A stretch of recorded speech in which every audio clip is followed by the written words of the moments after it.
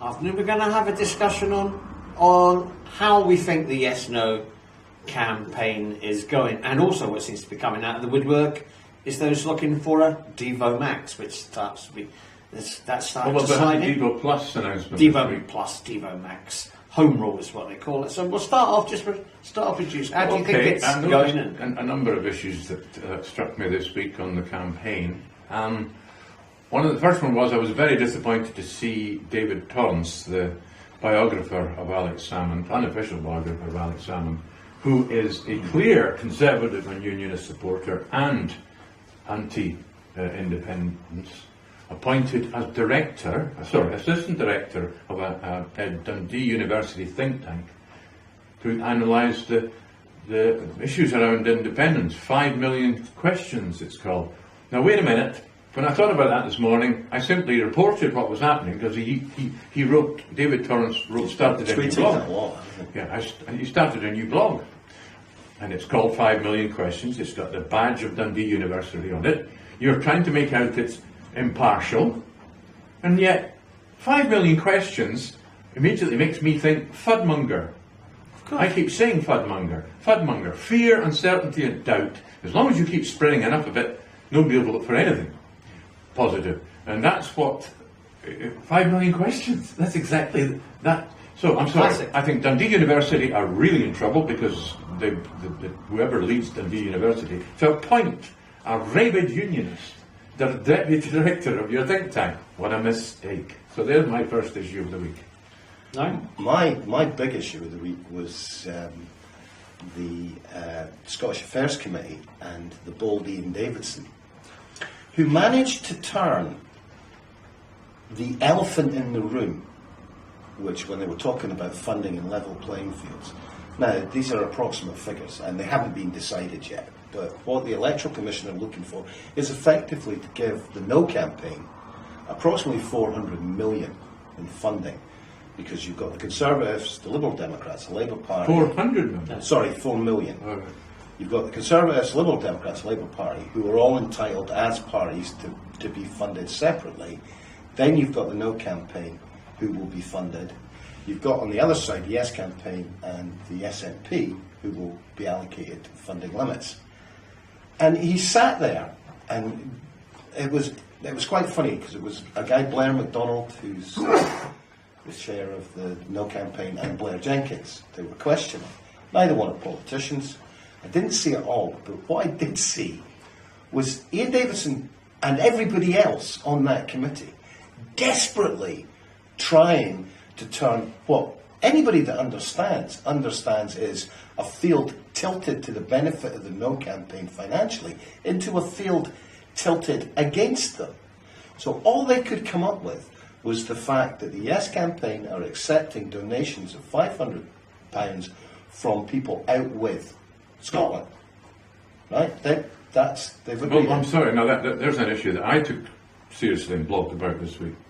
The BBC, in their unbiased reporting, reported that it was a report about this committee's meeting, and what they said was something about the SNP want foreign donations, whereas the No campaign don't. But the detail was that the No campaign want to allow UK donations, and given the population imbalance, 90% of those donations will come from England.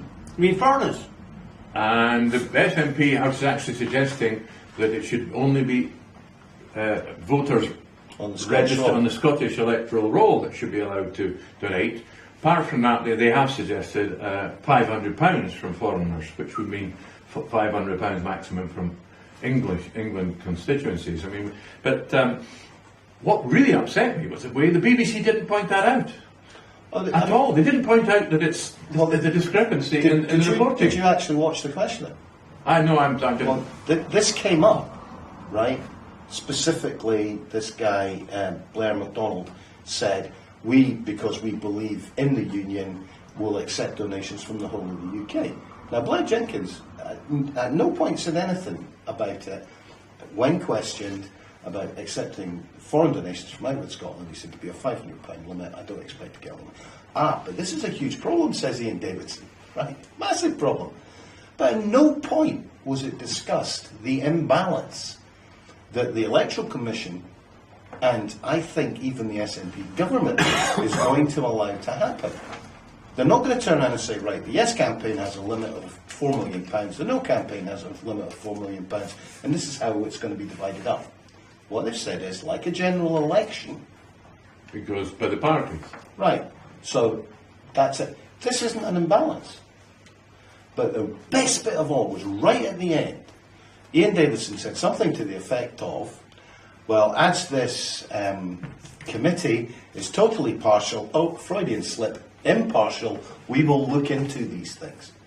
And laughed about it. Actually said Freudian slip. Not big. Not so It bad. was the most ridiculously biased questioning I have ever seen. But the most reasonable It's person. it's not a questioning because everybody on the committee is a unionist, and so it's an inquisition.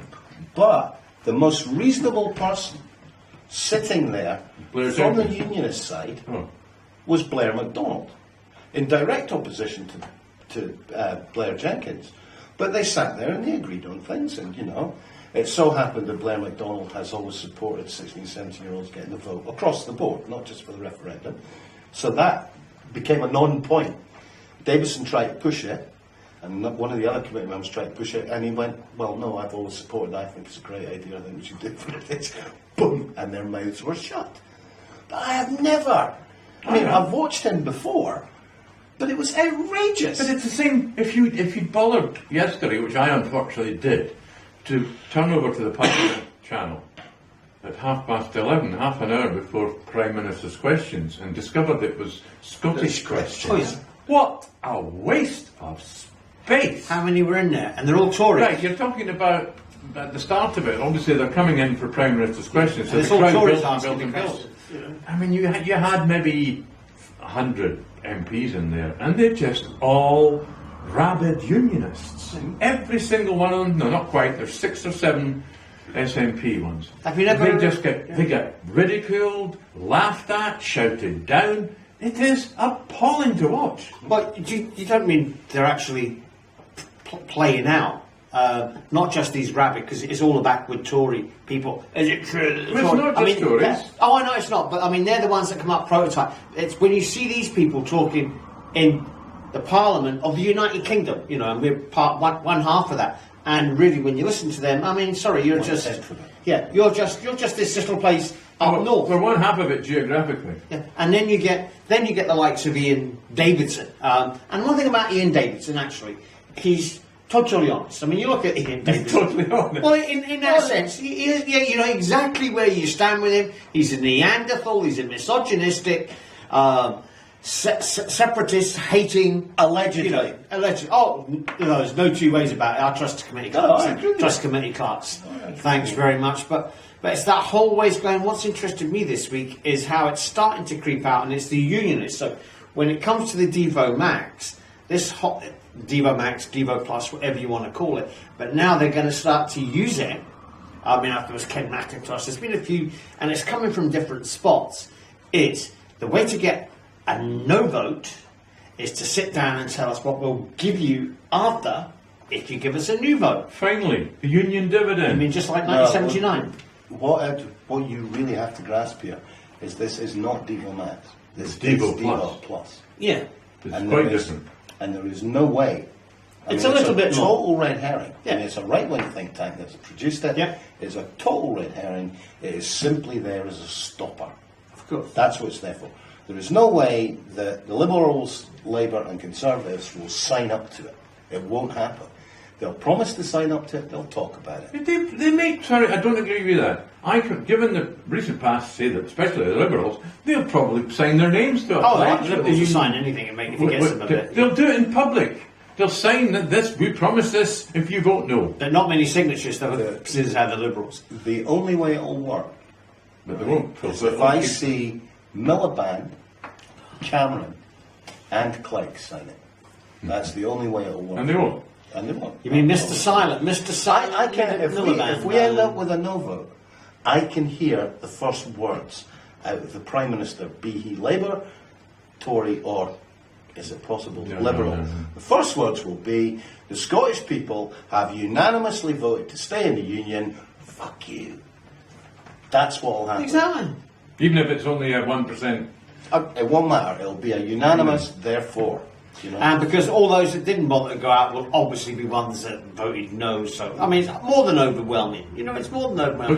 Looks like Norrie's still gagging to say something. The other interesting development is the call by Joanne Lamont for basically an honesty test in Holyrood. When did she call for that? This was after question time last week. It might well have been when Salmon made the apology. But what she's asked for is sanctions against any minister, and that is the word that counts. Any minister that gives misinformation to Parliament. See, if I was Salmon, I'd agree to it. Yep, agree to it. But it doesn't apply to ministers, it applies to MSPs. Yeah, MSPs. They're being serious shit in the It also applies to any Scottish member of the Westminster Parliament. Mm-hmm. Well, that's how. You get your MPs in Westminster to sign up to this, yeah, they can't sanction. They don't have the authority to do so. But that's how you stop it. Because can you imagine Sawa? He would never be in Parliament. Well, look, guys, we've had our wee rant. We've done our regular review. Couple of minutes. Phil's got another rant coming. Let's hear Phil's. Right. No. Well, it is that. Let's wind up with Phil's rant. Because it's Joanne really kind of personifies it. It's that you just keep throwing mud and even shit. You know, you just keep throwing it on the bit that sticks. It really brings the Parliament into disrepute. You just slag off personally. She did it that time about such and such £150,000 Nicola Sturgeon. Why should they get free this and free that, which they're not getting? And it's all this nastiness, the lowest common denominator, and it works, unfortunately, because that's the trouble with a lot of democracy is that there's an awful lot of stupid people out there that get to vote, that don't listen. I'm sorry, but there should be some kind, if you're going to look at it, you're going to be a bit, finish that off. If you're talking about tests, what about a competency test to make sure that you're a fair enough person to vote? That's when you get this with the 16, 17. Oh, they definitely shouldn't get 16 and 17 year olds voting. Because, why? Well, because they're too young. What about all these people out there that just really don't know one end of their body to the other? You know, wee bit of a rant. Okay. That'll do me. Thank you very much, gentlemen. Goodbye.